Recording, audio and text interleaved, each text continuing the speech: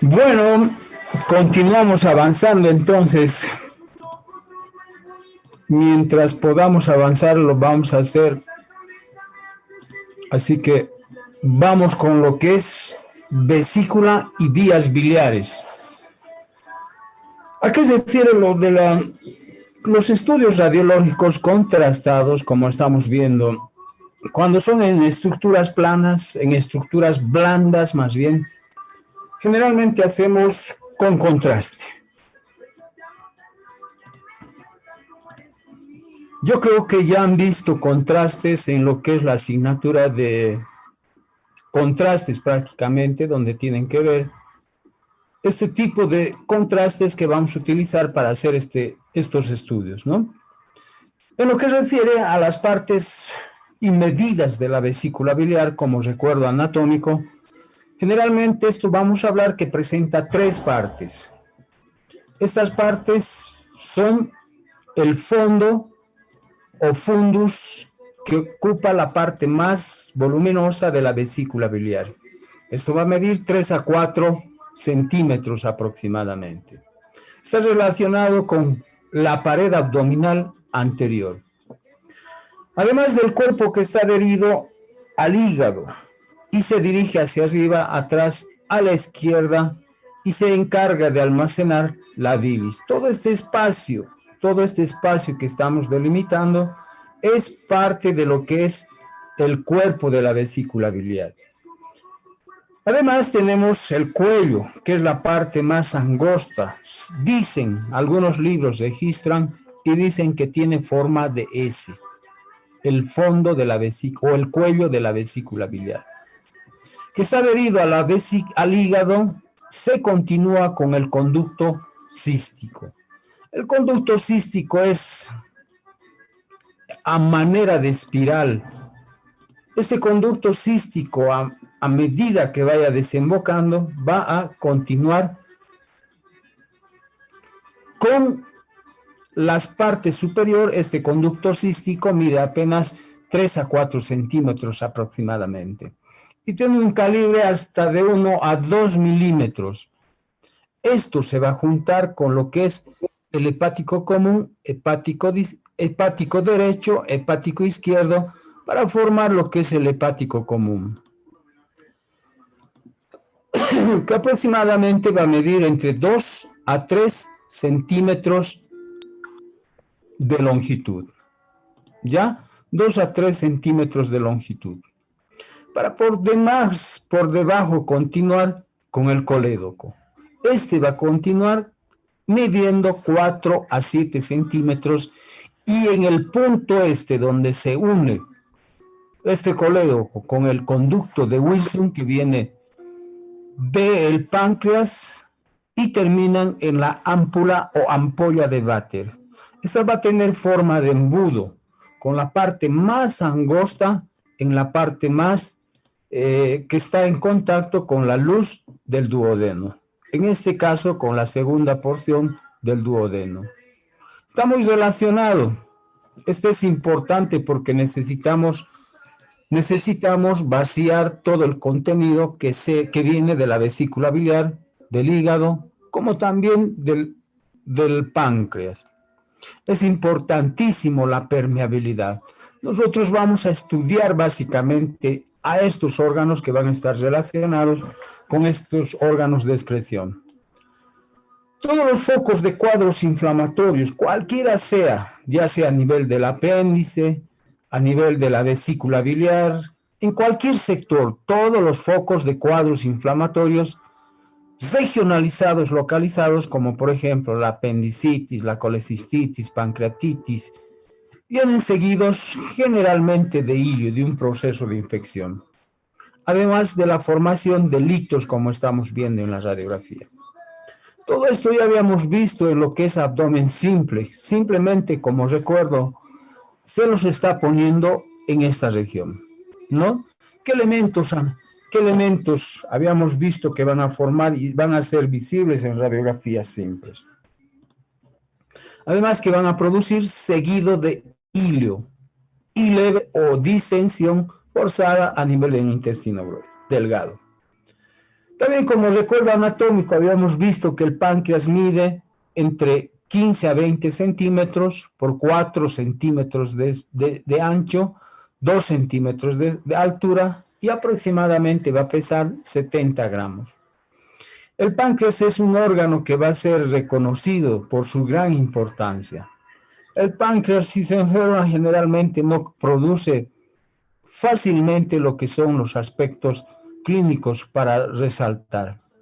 Pero una vez que ya esté con una patología demasiado alta, generalmente recién va a producir lo que son los signos y síntomas, la sintomatología en el paciente. Pero ahora todavía no. Además, recordemos que la vesícula biliar tiene una serie de pliegues en la membrana mucosa. Una serie de pliegues que va a estar relacionado con la bilis. Además del conducto hepático derecho, el conducto hepático izquierdo, como habíamos mencionado.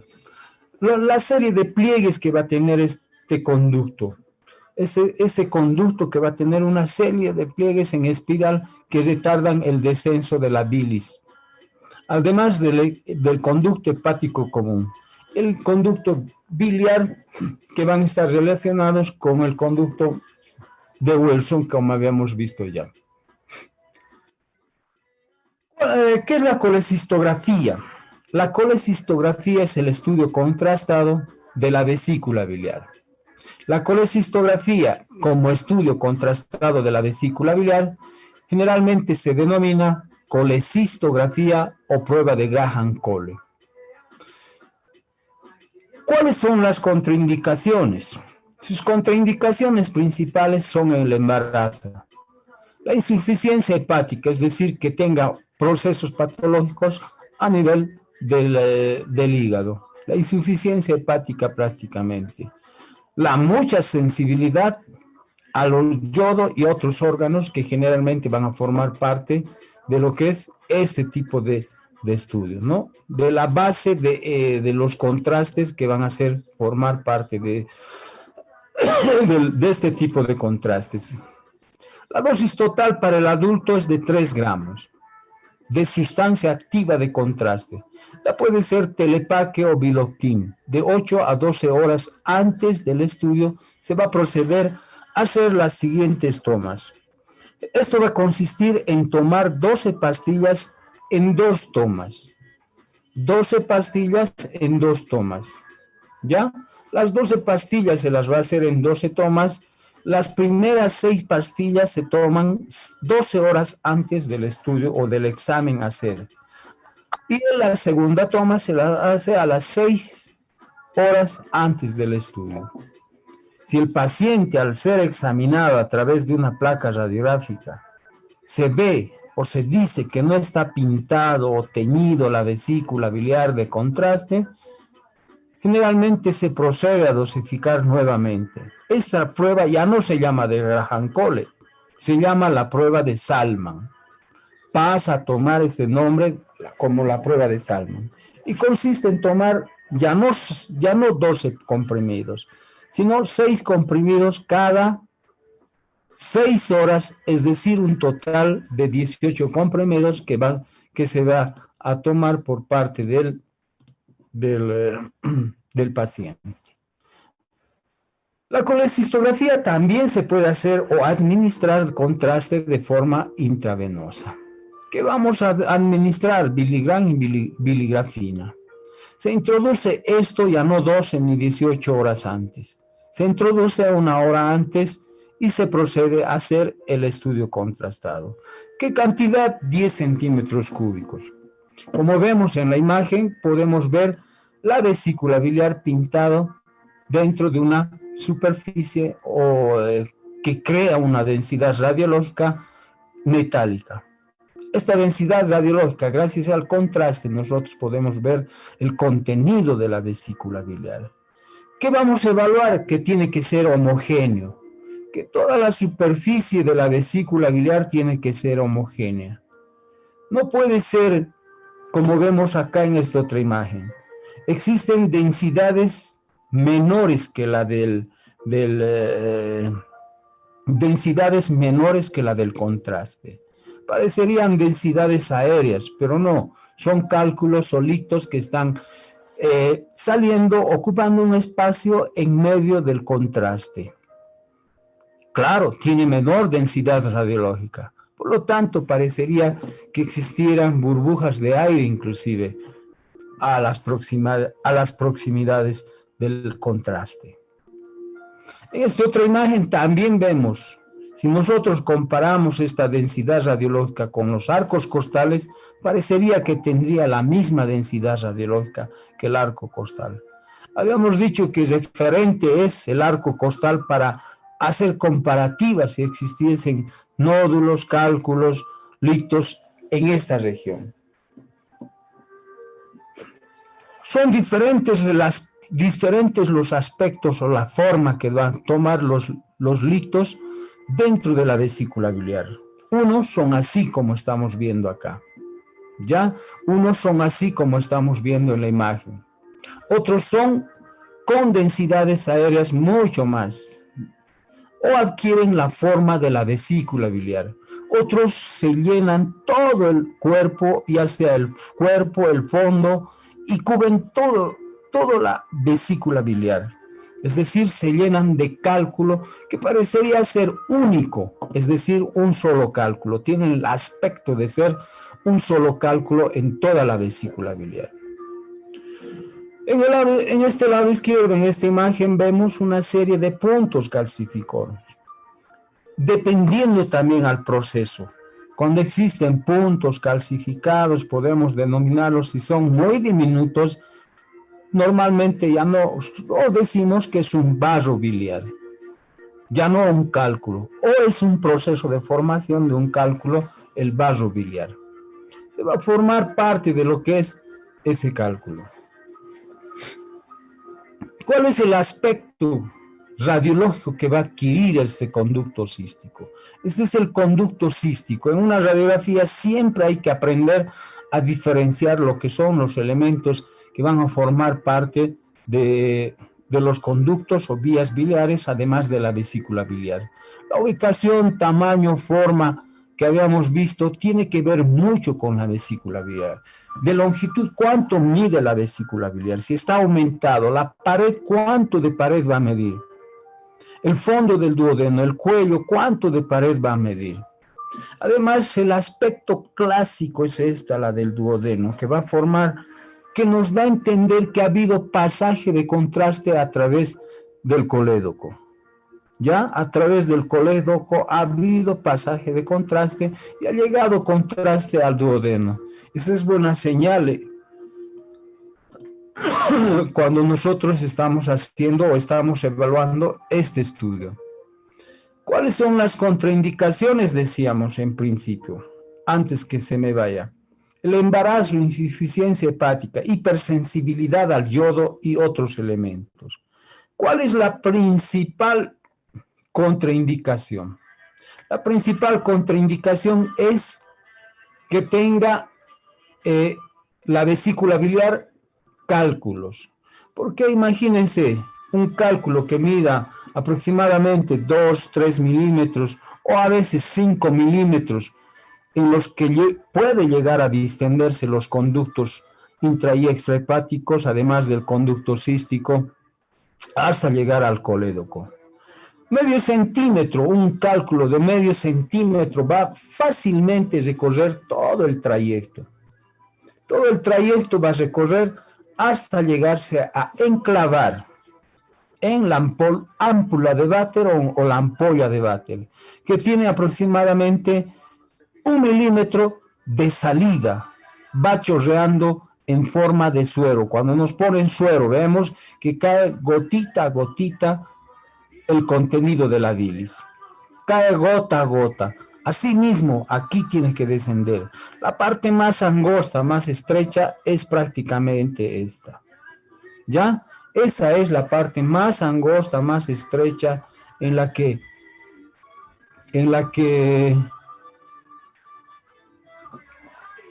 se puede enclavar cualquier tipo de cálculo. Y es así, por eso es la contraindicación principal, es que estos cálculos estén presentes dentro de la vesícula biliar.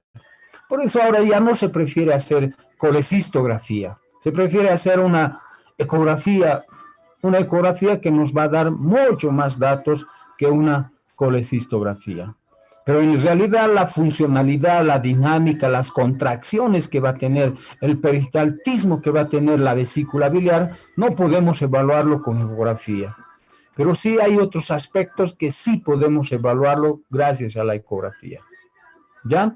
Entonces es relativo. Ahora se prefiere hacer más ecografía que la colecistografía. Lo que se hace es hacer una evaluación. Si nosotros hacemos este tipo de estudios es para evaluar todo eso. Evaluamos forma, tamaño, estructura, localización, cuál es el aspecto de toda la superficie de la vesícula biliar. Todo esto nos dice la literatura. Por lo tanto, nosotros también lo mencionamos y tenemos que seguir mencionando mientras haya este tipo de estudios. ¿Cuáles son las posiciones para obtener?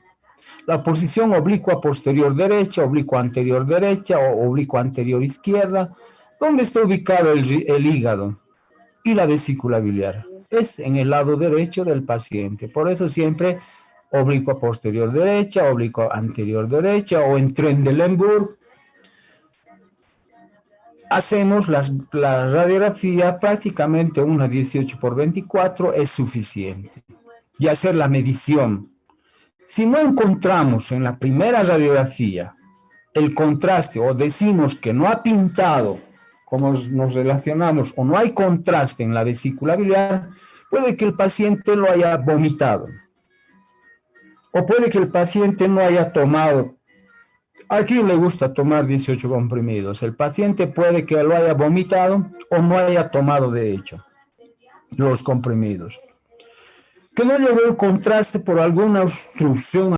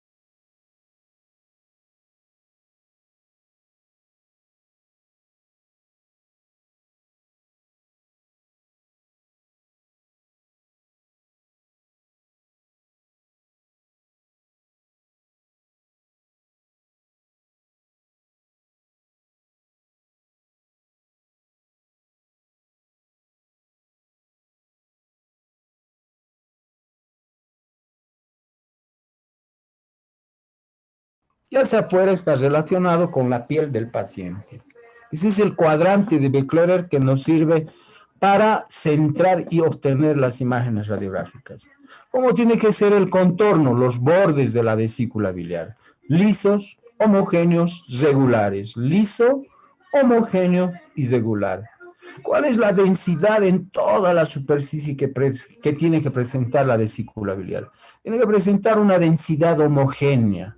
Si existen puntos con densidad diferente, puede haber pólipos, puede haber lipomas, puede haber cálculos o litos que estén presentes dentro de la vesícula biliar. ¿Cuáles son las patologías más importantes de la vesícula biliar? Excepcionalmente puede afectar a la vía biliar intrahepática. ¿ya? Como ocurre en la estenosis biliar, que es la forma más común o secundaria a la migración de los cálculos biliares. El 8% de las coledocolitiasis son de colesterol, mientras que cálculos desarrollados primitivamente en el colédoco son de bilirrubinato de calcio. La litiasis puede ser única, múltiple, de diferentes dimensiones, puede ser de medio centímetro, puede ser de 1 milímetro, hasta llegar a llenar toda la vesícula biliar. También existe una litiasis residual, previa cirugía de la vesícula biliar. Como les decía hace rato, puede existir cálculos en toda región, inclusive hasta en los conductos hepático derecho, hepático izquierdo o en el hepático común. También puede estar presente en el cístico o puede estar presente en el conducto biliar común. O también puede estar, y lo más importante, o puede estar enclavado en la ampolla de Vater.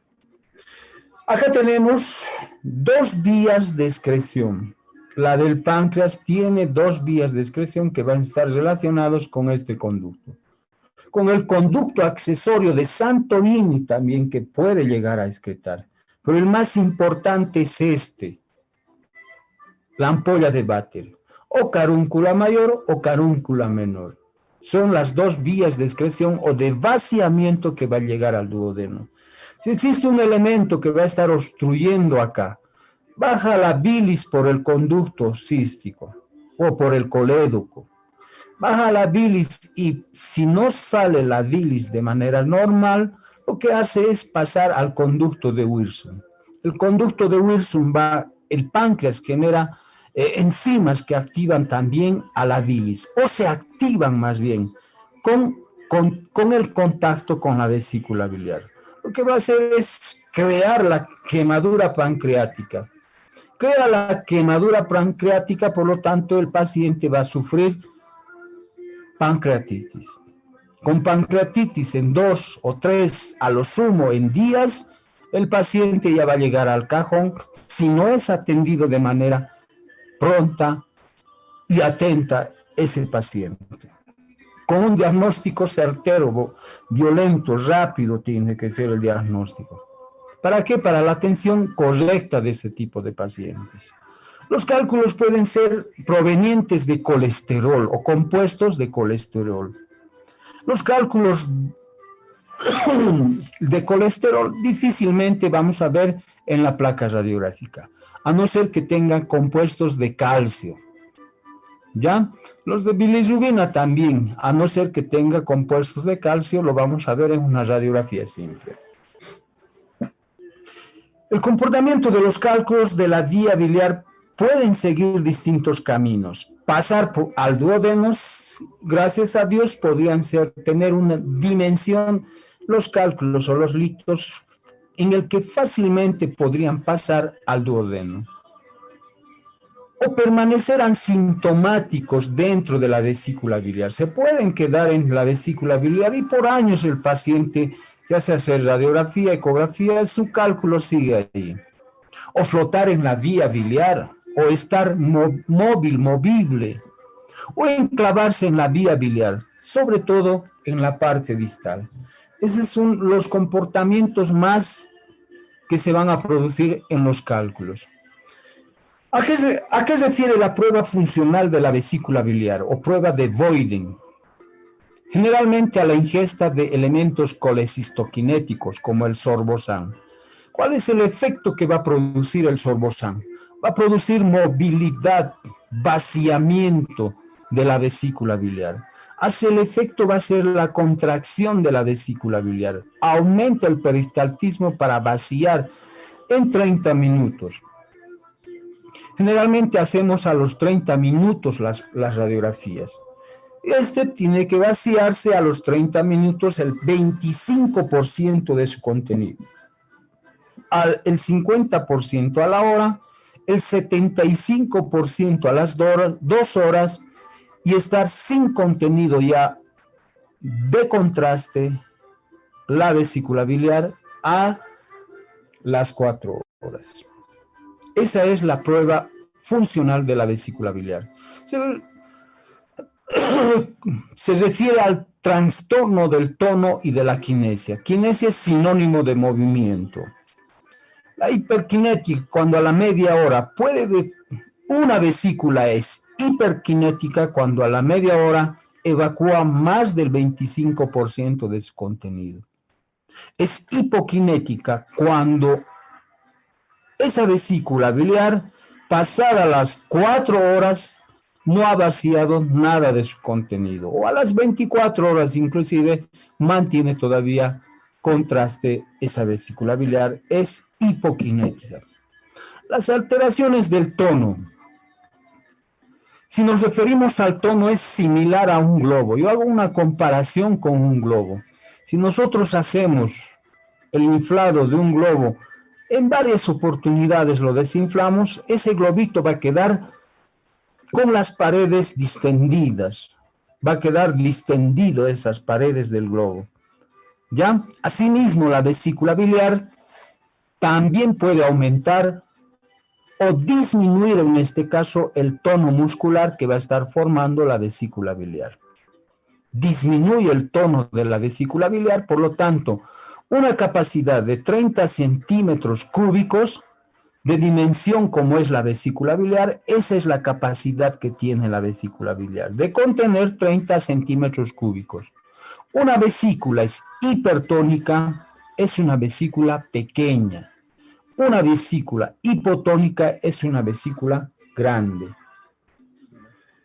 Además que la vesícula, cuando se llena de contrastes, según la escuela gastroenterológica japonesa, nos dice que cuando una vesícula biliar se llena, todo el cuerpo de la vesícula biliar, el fondo, el cuerpo y parte del cuello y además parte del cístico, es una vesícula hipertónica. Es hipotónica solamente la concentración mayor del contraste ha de ser en el fondo. Es decir, como si tuviese más densidad radiológica. En realidad es así, tiene mayor densidad radiológica en el fondo de la vesícula biliar este tipo de contrastes. ¿Cuáles son las alteraciones orgánicas de la vesícula? Los vamos a mencionar. La vesícula es enfisematosa, en porcelana, que generalmente van a crear densidad radiológica fuerte en la placa radiográfica. Además de la vesícula calcificada, la pared misma de la vesícula biliar se puede llegar a calcificar.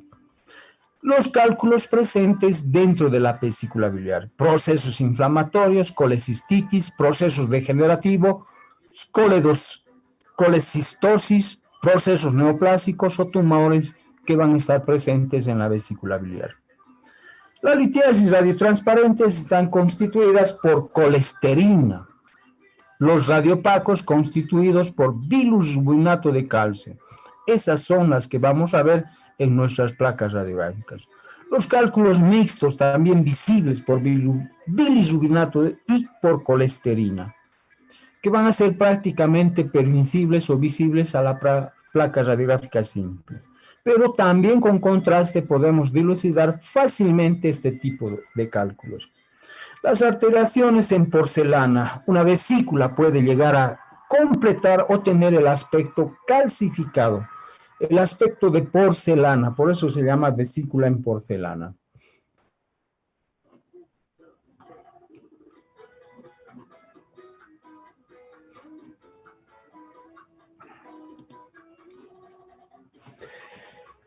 La colangiografía.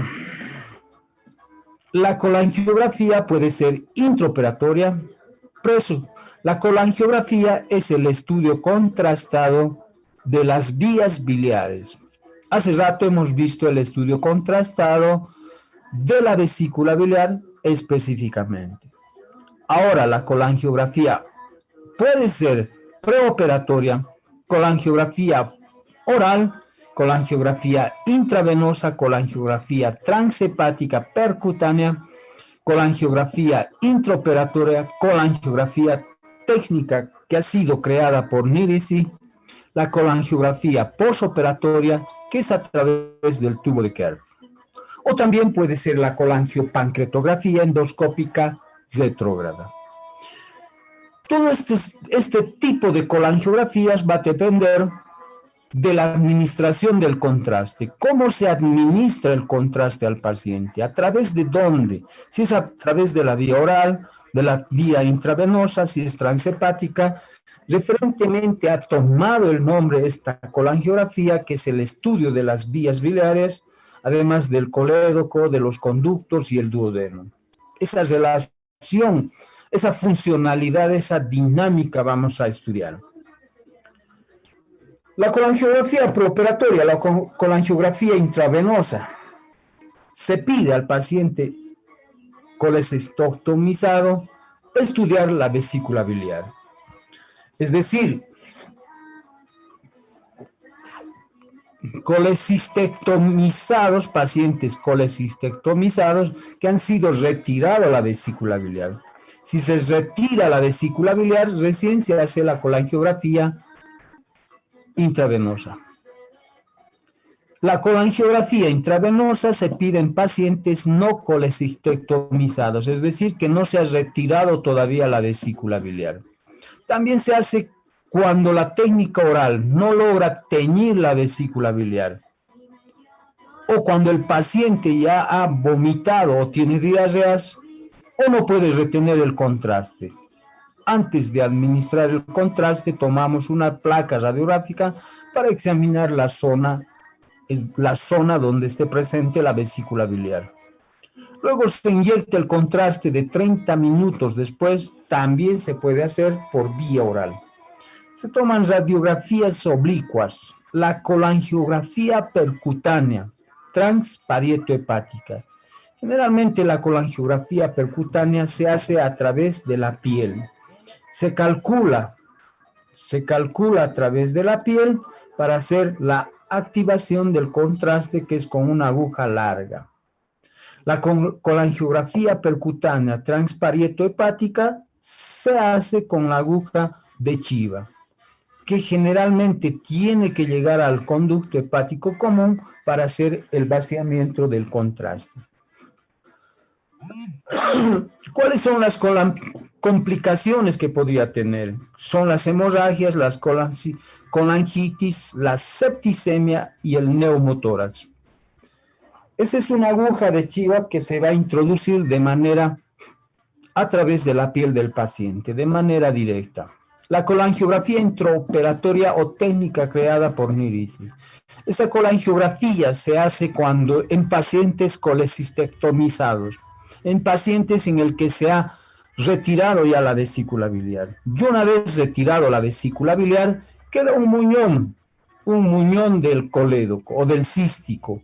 Y a través de eso se aplica una sonda T que el cirujano en plena cirugía hace la radiografía, nos pide que hagamos la radiografía. ¿Por qué? Porque es muy complicado ver en plena cirugía si existe permeabilidad o no. Lo que hacemos es, el cirujano lo que hace es administrar contraste a través de ese muñón. Vacía contraste. Si es que sí hay pasaje al duodeno, como vemos en esta imagen, entonces existe permeabilidad. O puede haber que existe un cálculo de menor dimensión que difícilmente pueda salir, que no está tan enclavado, o que se pueda mover ese cálculo. Es decir, aplicamos contraste, ese cálculo puede volver a retirarse y puede volver a bajar, o puede volver a enclavarse. Es a través de la sonda T, entonces, lo que vamos a aplicar la colangiografía posoperatoria. Las complicaciones relacionadas con la sonda T. Pueden haber fístulas biliar externa.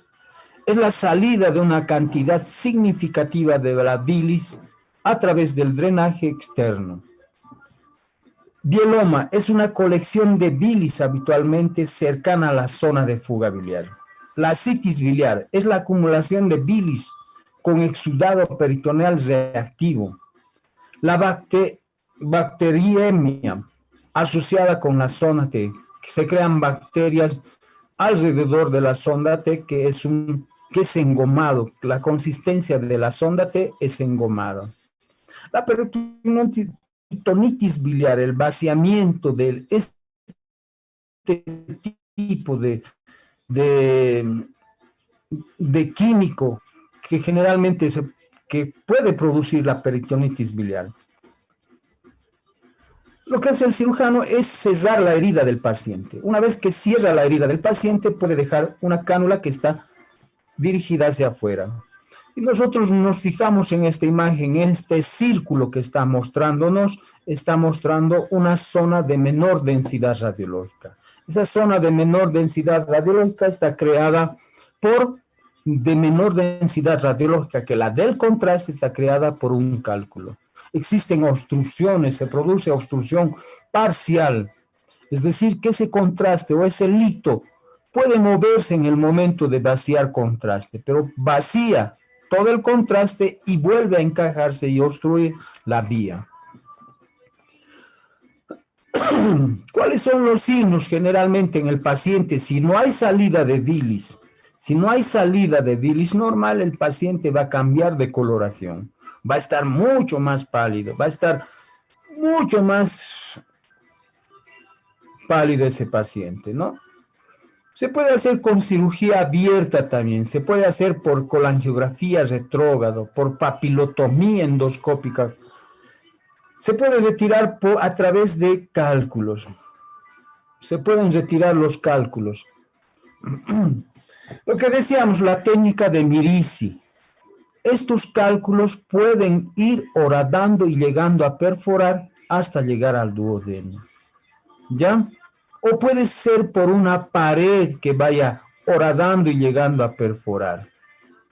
O puede llegar a perforar y a ponerse en contacto con el intestino grueso.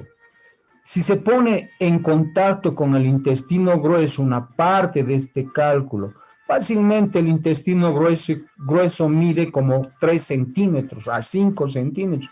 Por lo tanto, ese cálculo va a salir fácilmente a través del intestino grueso. La colangiografía o colangiopancreatografía retrógrada es administrar contraste a través del endoscopio. Este endoscopio mete una cánula e introduce o vacía a través del duodeno por la carúncula mayor, como vemos en la imagen, introduce una cánula y vacía contraste. También así lo podemos hacer la colangiografía pancreatográfica endoscópica retrógrada. Bueno, en prácticas vamos a complementar todo esto. Ya lo importante es que tengamos permeabilidad hacia los conductos biliares. Esa permeabilidad es importante y además aprender a reconocer las diferentes estructuras anatómicas. Si ustedes reconocen las diferentes estructuras anatómicas, el cirujano se los va a agradecer y les va a llamar siempre. Quiero trabajar con ese, pero si no reconocen, no es así. Bueno, ahí quedamos. Nos vemos la siguiente clase.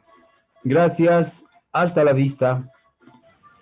Hasta luego, doctor. Buenas tardes. Hasta luego.